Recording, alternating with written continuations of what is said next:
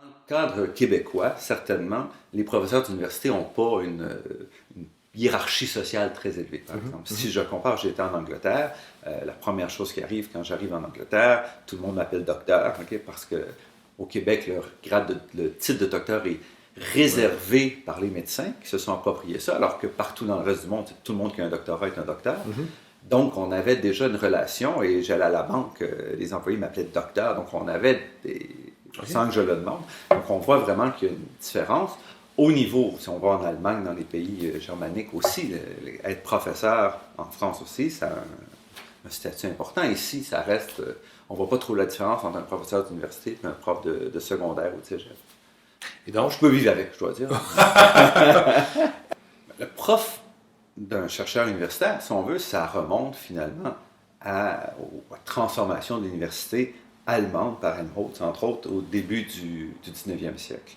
Où à ce moment-là, on a dit la recherche fondamentale et l'enseignement et la formation de nouveaux chercheurs, c'est-à-dire la formation au niveau maîtrise et doctorat, va se faire dans les universités sous la responsabilité des professeurs. Donc, si on veut, ça fait maintenant à peu près 200 ans où on a grosso modo le même rôle comme professeur, c'est-à-dire que oui, on enseigne aux étudiants du premier cycle au niveau baccalauréat. Ensuite, on est responsable de la recherche fondamentale et de plus en plus de recherche appliquée dans la société. Donc, les professeurs doivent mener ça et doivent aussi former dans une tradition extrême qui remonte là vraiment au moins au Moyen-Âge, la relation apprenti-maître, qui est la relation qu'on maintient au niveau maîtrise et doctorat. Et c'est tout ça qui fait le chercheur universitaire. Ça, c'est, si on veut, la partie poétique un peu, parce qu'à travers tout ça, il y a toute la gestion de l'université à laquelle on doit faire partie.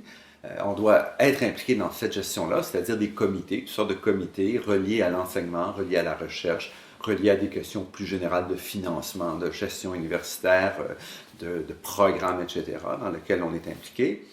Et un peu la même chose au niveau de la recherche. Donc, les chercheurs doivent aussi être impliqués dans toute une gamme d'activités bureaucratiques, si on veut, qui sont l'évaluation du travail des autres, qu'on appelle l'évaluation par les pairs, la participation dans les comités de sélection au niveau des divers organismes de financement de la recherche, que ce soit au Québec, Fonds de recherche du Québec, au niveau canadien, Conseil de recherche en sciences naturelles et génie, Conseil de recherche en sciences humaines, etc.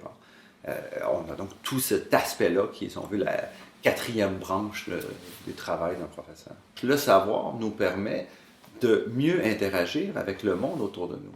Que ce soit parce qu'on développe un nouveau bidule ou parce qu'on est mieux capable de protéger les belugas, parce qu'on a compris comment certains contaminants affectaient les belugas, par exemple. Ça aussi, c'est de la recherche qui souvent va commencer par des questions qui n'ont rien à voir avec les belugas. D'abord, il y a des gens qui a fallu qu'ils se posent des questions sur l'interaction, par exemple, entre certaines protéines et certaines molécules.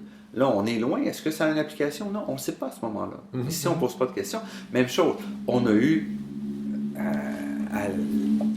à l'automne 2015, les attentats à Paris. Soudainement, les gens qui se préoccupent de la Syrie, qui se préoccupent de certains phénomènes, de certains groupes, des gens en sciences sociales, des gens dont les travaux ont été ignorés pendant des années, soudainement, on s'aperçoit, mais aujourd'hui, ces travaux-là ont une pertinence. Et si on n'avait pas accès à des gens qui ont étudié des phénomènes pendant 20 ans, 30 ans, qui ont tricoté un cadre dans lequel on peut comprendre ce qui se passe, on ne saurait pas comment se retourner, on ne saurait pas où aller. Et la prochaine fois, ça peut se passer ailleurs, ça peut être quelque part en Afrique, ça peut être sur une île dans la Polynésie.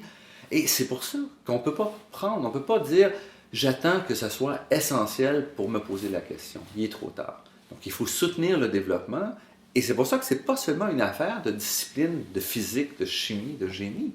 C'est une affaire qui couvre aussi la sociologie, l'anthropologie, l'histoire, le droit, etc. Toutes ces disciplines-là doivent pouvoir avancer pour qu'on soit prêt.